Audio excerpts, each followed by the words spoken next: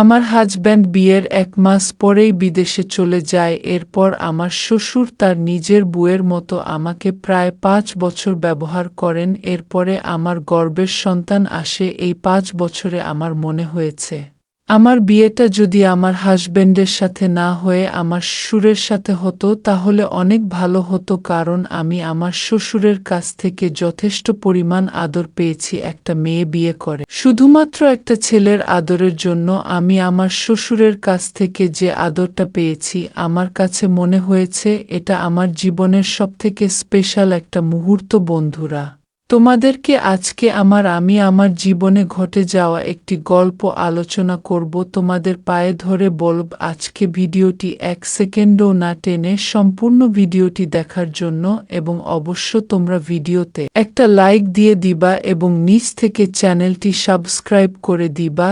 এবং এই ভিডিওর লাস্ট অথবা ভিডিওর মাঝখানে আমি আমার ইমো নাম্বারটি তোমাদেরকে দিয়ে দিয়েছি, তোমরা চাইলে আমার সাথে দিনরাত কল করে আমার সাথে মজা করতে পারো। বন্ধুরা, আমার নাম রিয়া মনি, আমার বয়স মাত্র 21 বছর, আমার গায়ের রং একেবারেই ফর্সা এবং আমার উচ্চতা 5 ফিট 2 ইঞ্চি।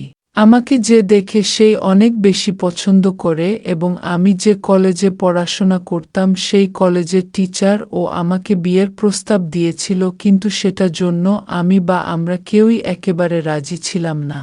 এভাবে করে চলতে থাকে আমাদের জীবন। একদিন আমার মা হঠাৎ করে বিদেশি একটা ছেলে পায় এবং তার সাথে আমার জন্য বিয়ে ঠিক করে। আর তখন আমার বয়সটা একেবারেই উঠতে বয়স। আমারও মন চাচ্ছিল একটা ছেলের আদর পাওয়ার জন্য। একটা ছেলে আমাকে বিয়ে করে আদর দিলে আমার কাছেও অনেক বেশি পরিমাণে ভালো লাগতো। একটা পর্যায়ে আমি আমার আম্মুর কথা শুনে সে বিয়েতে রাজি হয়ে যাই এবং মোটামুটি খুব ভালোভাবেই সুন্দরভাবে বিয়েটা কমপ্লিট হয়। কিন্তু আমার কপাল এতটাই খারাপ, বিয়ের 1 মাস পরেই শুনি আমার হাজব্যান্ড বিদেশে চলে যাবে। অন্যদিকে আমার হাজব্যান্ড শারীরিকভাবে খুবই দুর্বল। আমার হাজব্যান্ড আমার সাথে 5 মিনিটেরও বেশি সময় পায় না। এটা নিয়ে আমার মনটা অনেক বেশি পরিমাণে খারাপ ছিল। কিন্তু পরে আমি জানতে পারি আমার হাজব্যান্ডকে বিদেশে পাঠানোর মেইন উদ্দেশ্য ছিল আমার শ্বশুরের, কারণ হাজব্যান্ডের জন্য আমার শ্বশুর ঠিকমতো সুযোগ পাচ্ছিল না। আমার কাছে সব সময় মনে হয়তো আমার হাজব্যান্ডের যে শারীরিক অবস্থা খারাপ, আমার হাজব্যান্ড আমার সাথে থাকলেও যা না থাকলেও তা একই লাগে আমার কাছে।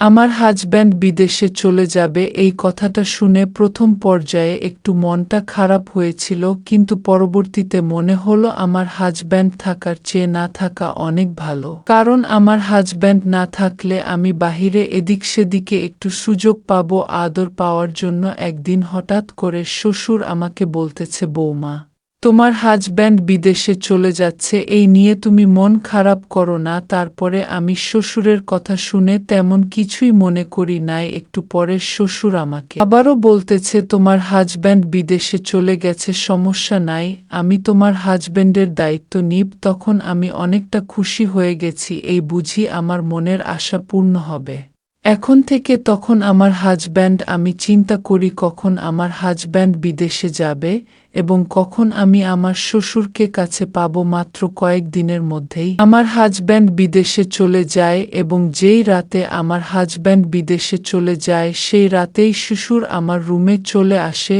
এবং শ্বশুর আমাকে বলতেছে, আমার ছেলে বিদেশে চলে গেছে, ঝামেলা সব দূর হয়ে গেছে, আজ থেকে আমরা দুজন স্বামী স্ত্রীর মতো চলাফেরা করব। পরে এই কথা শুনে আমার মনটা একটু ভালো হয়ে যায় এবং আমি আমার শ্বশুরকে জিজ্ঞেস করতে শুরু করি, আশেপাশে মানুষ যদি কেউ দেখে ফেলে তখন কি হবে? পরে শ্বশুর আমাকে বলতেছে, বাহিরে মানুষ একেবারেই বুঝতে পারবে না, আমরা যখন বাহিরে যাব তখন তুমি আমাকে শ্বশুর আব্বা বলে ডাকবা, আর যখন রুমে আসব তখন তুমি আমাকে জামাই বলে ডাকবে, আমি তোমাকে বউ করে ডাকবো। একথা শুনে আমি আমার শ্বশুর আব্বাকে বললাম, এগুলা বলে কোনো লাভ নাই, আমি দেখব আজকে রাত্রে আপনি আমাকে কি মজা দিতে পারেন। পরে শ্বশুর আব্বা আমাকে বলতেছে, তুমি আমার উপর ছেড়ে দাও, আমি তোমাকে মজাদীপ কথা দিলাম, কিন্তু আমি কখনো বুঝতে পারি নাই আমার শ্বশুর আব্বা এত বুড়ো বয়সে তার এত শক্তি। মোট কথা,